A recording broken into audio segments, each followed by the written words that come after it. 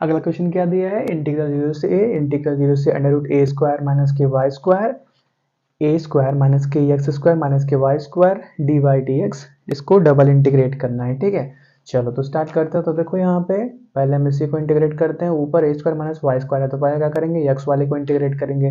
तो integral zero से ए और इंटीग्रल जीरो से under root a square minus k y square. देखो हम क्या करेंगे, कुछ स्टेप्स एक्स्ट्रा करेंगे। ठीक है, जिससे क्या हो जाए, आपको अच्छे से ये क्वेश्चन क्लियर हो जाए। हम डायरेक्टली भी कर सकते हैं, लेकिन हो सकता है किसी एक को कंफ्यूजन आ जाए, इसीलिए क्या करेंगे, हम कुछ स्टेप्स एक्स्ट्रा लेके जाएंगे। तो क्या करते हैं, ए स्क्वायर माइनस वाई स्क्वायर को अलग कर लेते हैं, माइनस के एक्स स्क्वायर को अलग कर लेते हैं, और क्या डी एक्स को भी अंदर ही रखना पड़ेगा, डी वाई को अलग कर लेते हैं। ठीक है, पहले हम क्या कर रहे हैं, एक्स के रिस्पेक्ट में इंटीग्रेट कर रहे हैं। तो ये क्लियर है। तो अब क्या करते हैं, इंटीग्रल जीरो से ए, इंटीग्रल जीरो से under root a square minus k y square, a square minus k y square d x को अलग कर लेते हैं, माइनस इंटीग्रल जीरो से under root a square minus k ये y square x square d x को अलग कर लेते हैं। हमने बोला हम ना कुछ स्टेप एक्स्ट्रा करने वाले हैं, इसीलिए हम यहाँ पे भी डायरेक्ट इंटीग्रेट कर सकते हैं, लेकिन हो सकता है किसी एक को प्रॉब्लम हो जाए, इसलिए हमने अलग अलग स्प्लिट कर दिया। ठीक है,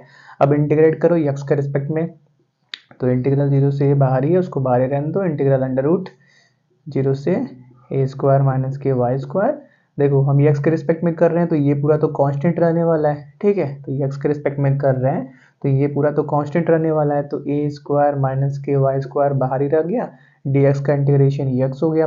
लिमिट कहाँ से कहाँ तक है, जीरो से under root a square minus k y square तक है। और ये बात याद रखना, ये क्या है, एक्स का वैल्यू है, x is equal to zero से इतना। ये मत कर देना कि वाई की जगह पर रख दे, क्योंकि हमने पहले एक्स के रिस्पेक्ट में इंटीग्रेट किया था।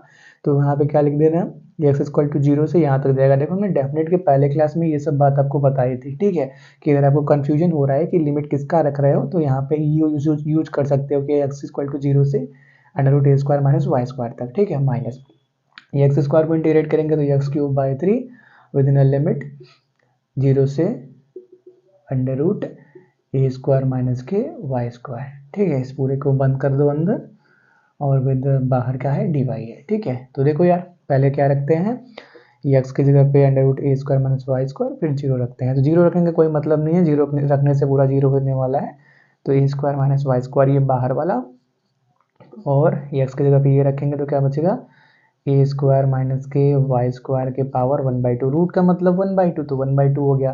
अब फिर क्या, माइनस जीरो रखेंगे तो एक्स की जगह जीरो मतलब जीरो कर देगा। तो ठीक है, छोड़ो उसको, चलो लिख ही लेते हैं, एक स्टेप एक्स्ट्रा ही करना है। ठीक है, फिर क्या, ये वाला कंप्लीट होता है, आगे वाले की बात करते हैं, ऐसे करते हैं। ठीक है, माइनस जीरो, अब अगली वाले की बात करते हैं। तो 1/3 बाहर है, तो 1/3 बाहर कर लेते हैं, एक्स की जगह पे ये रखते हैं, क्या मिलेगा, ए square minus k y square. Root का मतलब क्या होता है, पावर 1/2, और यहाँ पे क्यूब है, मतलब क्या पावर में कितना होने वाला है, 3/2 होने वाला है। चलो 3/2 हो गया। जीरो रखने का कोई मतलब नहीं है, माइनस के जीरो करके रख लो, कोई मतलब नहीं है, वो तो जीरो ही हो जाने वाला है। ठीक है, आगे क्या है, डिवाई है। तो देखो यहाँ पे क्या बच्चा, बेस सेम पावर ऐड होने वाला है। तो देखो यहाँ पे पावर कितना है, 1 है, यहाँ पे क्या है, 1/2 है, मतलब क्या 3/2 होने वाला है। मतलब क्या क्या हो गया, 3/2 हो गया, और यहाँ पे ये क्या बचा, 3/2 ही सिंपली बचा। ठीक है, तो क्या करते हैं, बस एलसीएम लेते हैं। यहाँ पे 3 है, 3 मल्टीप्लाई में जाएगा, फिर 3 टाइम्स बना देगा, 3 टाइम्स माइनस 1 टाइम। चलो एक स्टेप और करते हैं, ऊपर का नोट करो। चलो तो ये भी बन क्या गया, इंटीग्रल जीरो से ए square minus k y square के पावर 3/2 माइनस ए square minus k y square के पावर 3/2/3 बना हुआ है। ठीक है, अब देखो 3 माइनस के 1, 2 बचेगा, 2 टाइम्स बचेगा, तो क्या हो गया, इंटीग्रल जीरो से ए, 2 टाइम्स बच गया ए square minus k y square के पावर 3/2, और बेस में 3 तो रहना ही वाला है, और डी वाई 2/3 को कांस्टेंट है, उसको बाहर कर लेते हैं। ठीक है, चलो यहाँ तक नीचे भी नोट कर लो, अब कर देते हैं नीचे वाले को भी। हो गया, एक सेकेंड, ये चल रहा है ना, हाँ चल रहा है। चलो, कई बार बंद हो जाता है तो पता नहीं चलता। ठीक है, थोड़ा सा बैटरी बैकअप इसका लो है, इसलिए बार बार चेक करना पड़ता है। ठीक है, चलो 2/3 क्या हो गया, बाहर हो गया। अब क्या करते हैं, इसको इंटीग्रेट करते हैं सिंपली। तो करते क्या है, y is equal to a sine theta मान लेते हैं, ठीक है, y is equal to a sine theta मान लेते हैं। तो क्या करते हैं, इसको कोई इक्वेशन नंबर कुछ बनाया नहीं था ना अभी, कोई बात नहीं, वन बना के इसको y के रिस्पेक्ट में डिफरेंशिएट करते हैं। तो d y upon d y one हो गया, ए कांस्टेंट है, साइन का क्या होता है कॉस थीटा, फिर थीटा को y के रिस्पेक्ट में डिफरेंशिएट करेंगे तो d theta upon d y आएगा, डी वाई को यहाँ मल्टीप्लाई कर दो तो डी वाई का वैल्यू भी मिल गया।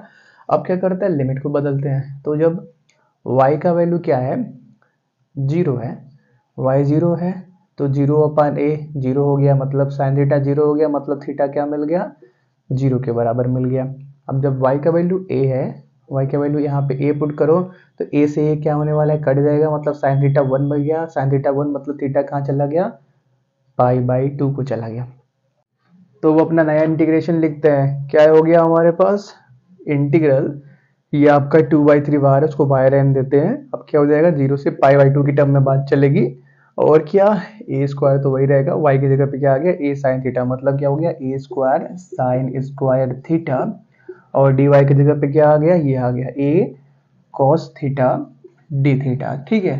तो वो पहले ए को बाहर निकालेंगे, तो देखो क्या बाहर निकलेगा, ए स्क्वायर को कॉमन कर लो पहले, ऐसा लिख लो, ए स्क्वायर को कॉमन कर लिया तो क्या हो गया, ये वन माइनस का ये हो गया, ठीक है, वन माइनस का साइन स्क्वायर थीटा, और उसके पावर में 3/2 भी था ना, हाँ 3/2 भी था, चलो ये हो गया।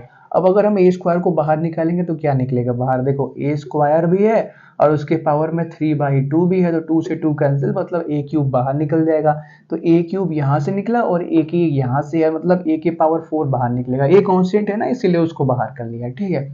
तो 2a क्यूब सॉरी 4/3 बाहर हो गया, इंटीग्रल 0 से पाई बाई टू चल ही रहा है, और 1 माइनस का साइन स्क्वायर थीटा मतलब क्या, कॉस स्क्वायर थीटा बन जाने वाला है, उसके पावर में 3/2 है, और कॉस थीटा डी थीटा है ही। तो देखो वही है, कॉस स्क्वायर है मतलब क्या, पावर में 2 है, और उसके पावर में भी क्या है 3/2 है, मतलब 2 2 कैंसिल, मतलब कॉस क्यूब बचने वाला है, कॉस क्यूब यहाँ से बचा, कॉस यहाँ से, मतलब कॉस के पावर 4 हो गया, तो 2a के पावर 4/3 इंटीग्रल 0 से पाई बाई टू कॉस की पावर 4 थीटा डी थीटा। अब सिंपल सा देख ही रहे हो ना, इंटीग्रल 0 से पाई बाई टू कॉस की पावर 4 थीटा डी थीटा, तो वाली फॉर्मूला यूज कर लो। तो बाई वॉलिस फॉर्मूला, जो पहले बाहर है उसको बाहर ही रहने देते हैं, बाई वॉलिस फॉर्मूला ये कितने के बराबर हो जाएगा, 1/3 पाई बाई टू अपान 2/4 के बराबर हो जाएगा, जो भी कट रहा है काट दो, 2 से 2 कट रहा है, 3 से 3 कट रहा है, क्या बचा, और कुछ नहीं कट रहा ना, और कुछ नहीं कट रहा, तो ऊपर क्या क्या बचा, ए के पावर 4 पाई बचा, तो ए के पावर 4 पाई, नीचे कितना बचा, 4 2 8 बचा, यही क्या हो गया, आंसर हो गया, ठीक है। क्या करो, इसको नोट करो।